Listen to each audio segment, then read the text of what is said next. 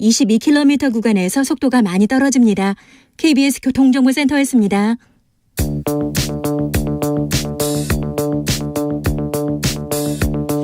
대한민국 정치의 새로운 100년을 준비한다. 21세기형 국회 싱크탱크 여의도 정치연구소. 정치권에 보냅니다. 고급진 정치 컨설팅, 오늘도 뜨겁게 분석해봅니다. 김용남 국민의힘 전 의원 어서 오세요. 네, 안녕하세요. 김용남입니다. 이재정 더불어민주당 의원 어서 오세요. 네, 안녕하세요. 네, 이재정입니다. 바쁘시죠, 연말에? 네, 그렇지만 이제 예년에 비해서 코로나 경기 끝나가지고 뭐 여러 가지 행사 많다고는 하지만 예년에 비해서 아직 부활된 것 같진 않아요. 네. 여러 가지. 그 작년, 재작년보다는 확실히 많아진 건 사실이에요. 많고요. 예. 네. 그 전보다는 그러니까 뭐 한 70-80% 수준? 네. 코로나 터지기 전에. 네. 정치인들은 지역 정치, 중앙 정치 함께하느라 바쁜 시기이긴 합니다. 알겠습니다. 오늘 이명박 전 대통령이 퇴원 후 논현동 자택 앞에서 대국민 메시지를 냈습니다. 자택 앞에 들어와서 많은 지지자 앞에서 하늘을 이렇게 딱 쳐다보고 한마디 하시더라고요. 어떻게 보셨습니까, 김용남 의원님? 메시지 자체는 대단히 평이하고 그냥 예상됐던 네, 수준은 준비된 발언인 것 아닌가요? 같아요. 예. 뭐 그래서 특이점은 발견하기가 좀 어려웠을 것 같고 이제 고령이시잖아요. 연세가 이제 80이 훨씬 넘으셨으니까. 근데 네. 다만 개인적으로 아쉬운 거는 사면복권, 뭐 박근혜 전 대통령의 경우에는 문재인 정부 그 막바지인 작년 12월에 사면복권이 문재인 이루어졌고, 대통령이 사면복권. 예, 1년 후에 이제 이명박 전 대통령에 대한 사면복권이 이루어졌는데 전직 대통령들의 불운한 말년을 좀 끊는 계기가 됐으면 하는 바람이 있고, 그리고 벌금은 좀 만납을 다 한 상태에서 사면복권이 이루어졌으면 그렇죠. 더 좋지 않았을까. 부자인데 돈 많으신 분인데 근데 저도 잘 모르겠어요. 이제 돈이 많죠. 다스는 이제 완전히 소유권이 확인된 거예요. 확인됐죠. 윤석열 검사, 한동훈 검사가 확인해줬잖아요. 찾아줬어요. 이게 어마어마한데. 네. 평이한 점을 특이한 점을 발견하지 못하고 평이했다라는 게 특이한 점이 아닌가 싶은 게, 지금 시츄에이션에서 어찌됐건 간에 한 세력의 주축으로 꼽히고 있는 전직 대통령이 그 정도밖에 메시지를 내지 못했나. 특히나 지금 방금 말씀하신 것처럼 82억의 벌금도 남아있고 무려 14년의 형기도 남아있는 상태에서 우리 김경수 지사와 대별해서 많이 비교되고 있는데요. 그런 상황에서 본인이 윤석열 정부의 이런 시츄에이션에서 나와서 하실 말씀치고는 좀 많이 기대 못 미친다. 라는 생각이 듭니다. 지금 그 교도소나 병원에 계시다가 집에 돌아온 게 아니라요. 거의 집에 계시다가 잠깐 병원에 다녀오신 거예요. 그리고 진짜 벌금, 그리고 이제 특별 사면이 되면 전직 대통령의 예우, 경호를 비롯한 많은 예우를 받는데 그 벌금을 안 내시네. 돈도 많으신 분이. 근데 그 예우는 그 연수가 오래될수록 이렇게 줄어들어요. 점점. 그러니까 직전 대통령이 제일 경호가 됐던 사무실이나 이렇게 지원받는 게 제일 세고, 이게 이제 전전 갈수록 이렇게 쭉 계속 줍니다. 어찌되건 간에 국민의 세금으로 어쨌든 존중을 받는 자리로 다시 돌아가는 셈인 거잖아요. 그렇죠. 얼마를 받든 간에.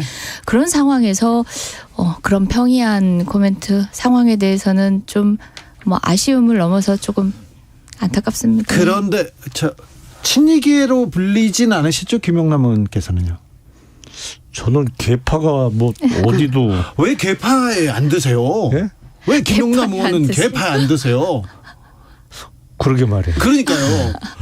3월이었습니다. 2018년 3월에 이명박 전 대통령이 동부구치소에 수감됩니다. 딱 수감되는데 그 앞에 누가 와 있었냐면요. 많은 예전에 유인촌 전 장관이라든지 이동관 전 수석이라든지 이런 분들이 많이 와 있고. 저 한 명 기억합니다. 근데 누구요? 장제원 의원님. 그렇죠. 장제원 다녀왔다고 얘기하신 걸 정확하게 기억하거든요. 장제원 권성동 의원이 그 옆에 딱 서 있어요. 서 있으면서 저한테 와가지고 여기까지 뭐하러 왔어? 보냈으면 됐지 하면서 저한테 뭐라고 했는데, 생각해 보세요. 친이계가 윤핵관으로 변신해서 아주 지금 맹위를 떨치고 있습니다. 오늘도 이명박 전 대통령 옆에 권성동 의원이 딱 서 있더라고요. 그런데 친이계의 부활, 이 국민의힘 정치권에는 어떤 영향을 미칠까요? 김영남 의원님? 그게 부활이라고 표현할 수 있을까요? 지금 뭐 핵심이잖아요. 아니 그러니까 과거에 친일을 했던 분들이 지금 권력의 핵심부에 있는 거는 맞죠. 네, 친일 아니고 친입니다. 네. 친이에요. 네. 친인데 그러니까 소위 그 친윤계라는 계파는 없는 것 같아요. 윤핵관은 있잖아요.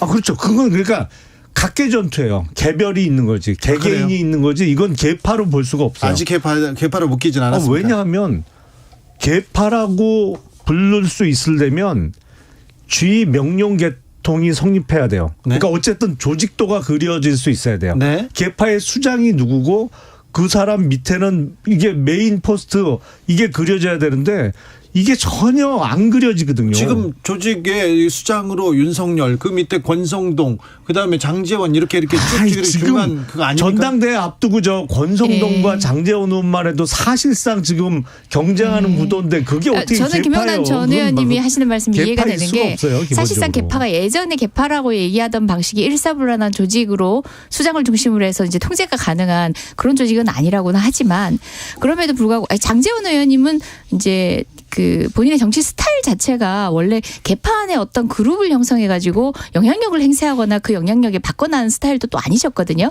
그럼에도 불구하고 뭐 친이계로 분류되기도 하고 네. 했는데 지금의 국민의힘의 사태에 뭐 개파가 없다 이건 전반적인 정치권의 어떤 상황들이긴 하지만 지금 국민의힘 상황에서는 그 정도로 합종 연행이 조금 복잡다단하게 이루어지는 것 같아요. 다시 이건 좋은 말로 한 거고요.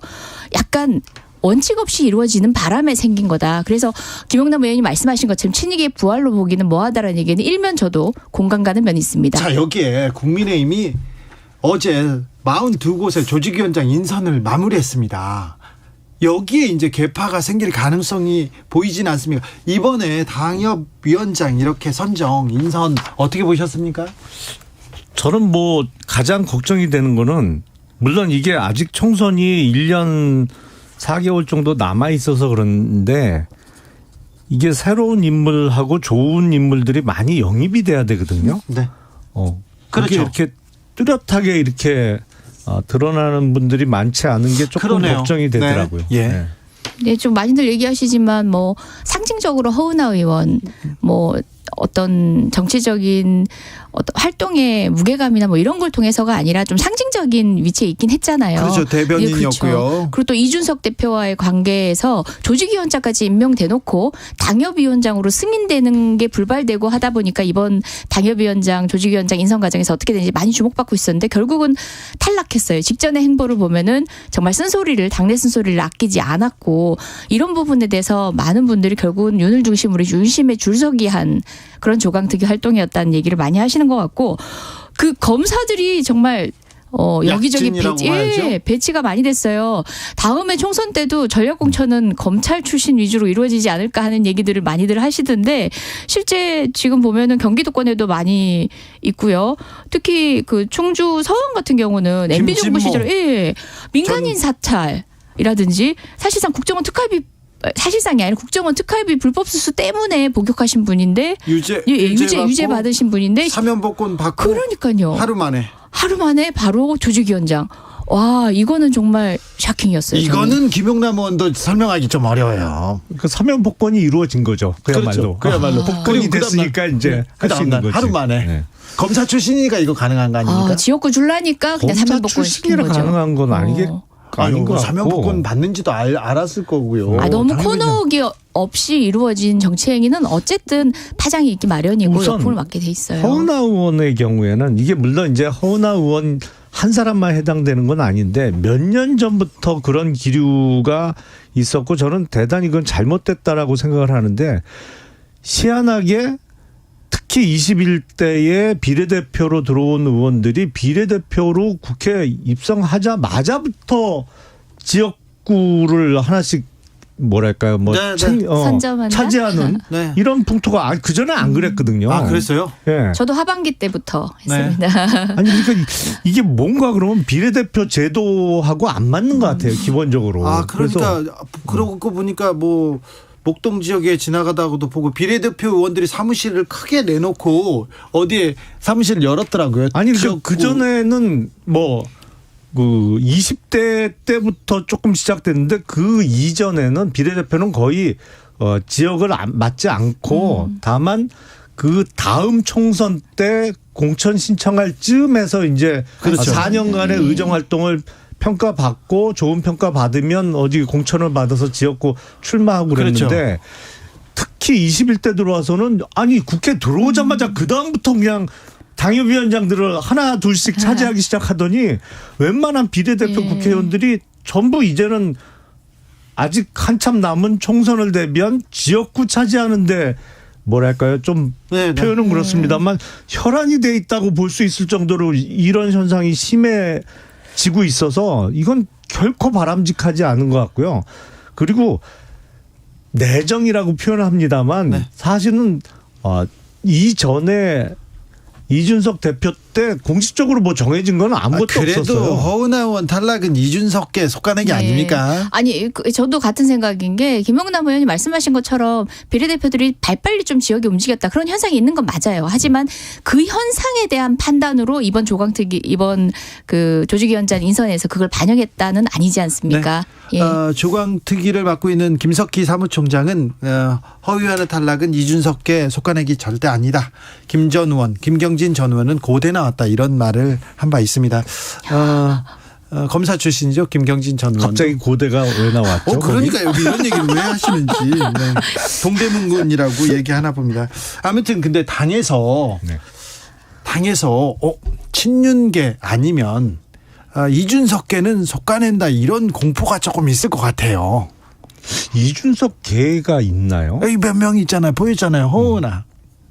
글쎄요, 뭐 계라고 볼 수 있나? 저는 이준석 개고 아니고를 떠나가지고 당의 쓴소리 그리고 친윤과 갈등 국면에 있는 정치인들은 살아남을 수 없다라는 건 명백한 시그널이 된 것 같아요. 그러니까요. 그 전부터 느껴지던 거지만. 네, 유승민 전 의원이나 김웅 의원이나 몇몇 그 목소리를 높이는 분들 있잖아요. 앞으로는 아무도 목소리를 더 못 다 높일 것 어떤 같아요. 그 이벤트들이 좀 있었죠. 뭐 저도 요새는 가끔 쓴소리 하는데 잘 살고 있는데요. 아직. 아니 그러니까 네. 걱정됩니다, 김용남 의원님. 저도 그러세요? 걱정은 됩니다. 아니 그래도 검사 출신이잖아요. 괜찮을 거예요. 괜찮아요. 마지막을 깔고 계시니까. 검사 출신. 근데 검사 출신들 너무 정치 쪽에 많이 오는 거 아닙니까? 너무 많이 오면 안 된다고 오지 말라고 하세요. 아니 근데 제가 그 전에 이제 미국의 그 의원 공부하러? 되기 한참 전에 공부하러 공무원 가셨죠? 할 때 네. 공무원 할 때 이제 국무부에서 뭐 이렇게 초청하는 프로그램이 있어서 그때 미국 의회를 방문해서 한번 물어봤어요. 그때가 홍준표 시장께서 첫 번째로 당대표 할 때인 것 같아요. 그러니까 네. 2011년도 그 무렵인 것 같아. 네. 그래서 그때 이제 그 하도 뭐 법조인 출신 공천 안 주겠다 그래서 미국 의회 관계자들한테 연방 의원들 가운데 법조인 출신이 몇 %나 되냐 이렇게 네. 물어봤어요. 그랬더니 깨우뚱깨우뚱 하더니 그 사람 대답이 법조인이 아닌 사람은 세는 게 훨씬 빠르다. 네, 거기도 미국도. 미국은. 지금 두 분도 네. 한 분은 검사 출신, 한 네, 분은 저도 변호사 출신이니까. 우리 대한민국이 법조인 출신 정치인이 많고 과다대표되어 있다는 얘기는 맞는 것 같고 유럽 같은 경우는 가장 많이 대표된 직군이 교수도 아니고 교사예요. 그게 가장 바람직하다라는 얘기도 있지만 이걸 떠나서 사실 검사 출신이라고 하는 우리가 갖는 편견들은 그냥 만들어진 게 아니에요. 물론 우리 당의 백혜련 의원 같이 정치적으로도 재빨리 성장해서 이제 국민의 모든 목소리를 아울러 가는 분들도 있고 뭐 다른 분이 생각 안 나서 그냥 제가 얘기했습니다만은 아무리 있지만 팔이 안으로 우리 굽어도 그렇지. 황교안 대표 국무총리를 하는 정치인임에도 불구하고 당시에 우리 의원들이 얘기를 하면 증거 갖고 오라고 얘기했거든요. 이번에 한동훈 장관 역시 마찬가지입니다.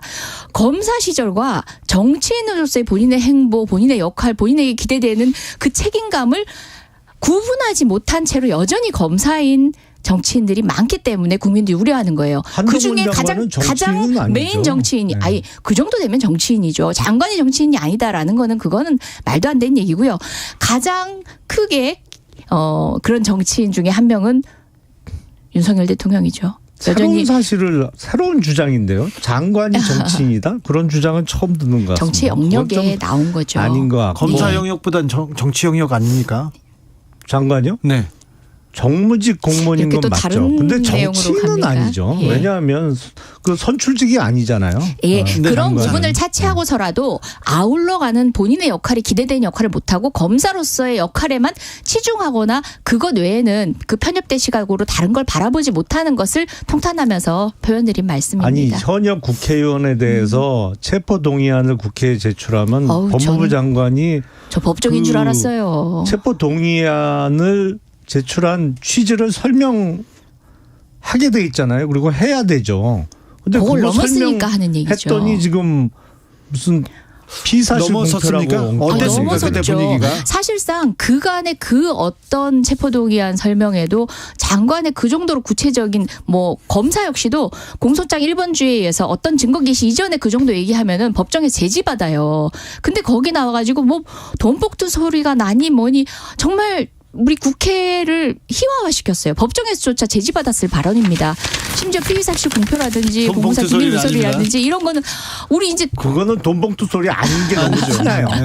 들어도 딱 아니라 알겠네 그거는. 그러니까 이렇게 놀림을 받을 정도로 한 장관의 발언은 통상의 장관들이 그 취지를 설명하는 연관고리를 설명하는 정도를 넘어선 거죠. 이건 국민의힘 정치인들도 말씀하셨어요. 아이 좀 과했다. 이런 얘기는 제가 국회 본회의장에서 국힘의 정치인 분들한테도 많이 들은 얘기입니다. 넘어섰다. 자꾸 저러진 않아야 된다. 라는 얘기를 내부에서는 하시지만 밖으로는 못 하시죠. 왜냐하면 이번에 조강특위를 통해서 확인하셨으니까. 네. 친절한 설명이 불만이시네요. 네. 친절이 아니라 위법한 설명이었죠. 알겠습니다. 자, 근데 올해 이렇게 국회 개원 안 해가지고 그 다음에 이태원 참사 국정조사 특위 출범 안 해서 국민들한테 굉장히 실망 줬어요. 그리고 또 정치권 뉴스를 보면 아휴 참 화난다, 너무 실망이다 이런 얘기 많이 나왔는데 내년에는 안 그래야 될 텐데요. 경제 위기가 온다고 하고 코로나 상황, 중국 코로나 상황도 지금 굉장히 좀 걱정입니다. 국민은. 그리고 안보 위기도 있고요. 내년이 더 걱정인데요. 내년이 저도. 더 왜냐하면 위기죠. 지금 임시국회 회의가 1월 9일까지잖아요. 네. 근데 지금 민주당 일부에서는 바로 또 새로운 회기를 다음 날부터 잡자는 얘기도 나오고 그러면 1년 내도록 그 회기를 잡아놓으면 그게 왜 그런지는 알겠어요. 그러니까 현역 의원들의 불체포 특권이라는 것은 국회 회기 중에만 적용되니까 방탄이다 이 얘기하시는 거죠. 방탄 국회를 생각하고 그렇게 하는 것 같은데 그리고 요번에 그 예산안 통과 과정이나 예산안 부수법안 통과 과정을 보니까 제가 걱정이 많이 되는 게 지금 부동산 소위 경착륙 때문에 걱정이 많잖아요. 이걸 연착륙으로 유도하기 위해서는 그 중과세 세제 개편이나 이런 걸 많이 바꿔줘야 되는데 걱정이 많이 국회에서 안 된다고 해줄 것 같아요. 하셨는데 이거. 근데 저는 지금 너무 심각해요. 경제만 하더라도 실질임금 소득이 계속 떨어진 거는 지금 윤정부 집권하고 7개월 동안 내내거든요. 여러 가지 지표에서도 경제는 심각한데 전문적인 어떤 전략이나 정책들은 전혀 보이지 않고 있습니다. 여전히 문정부 탓만 하면서 어떤 미래적 전략도 제시하고 있지 않는 것뿐만 아니라 외교 안보도 사실은 밥의 문제인데 얼마 전에 뭐 미국 늘 이제 친미 미국만 얘기하고 있다가 결국은 IRA로 경제로 뒤통수 맞았어요. 근데 우리 일본을 바라보고 있고 관계 개선을 위해서 노력하다가 결국은 방위 전략 수정이라는 사실상 침략 국가로 도약하는 일본을 눈앞에 뜬 눈으로 지켜보게 되는 상황까지 보게 됐습니다. 이것도 반 문제고 인사해야 돼. 문제입니다. 이재정, 김용남, 이재정 감사합니다. 네. 복 많이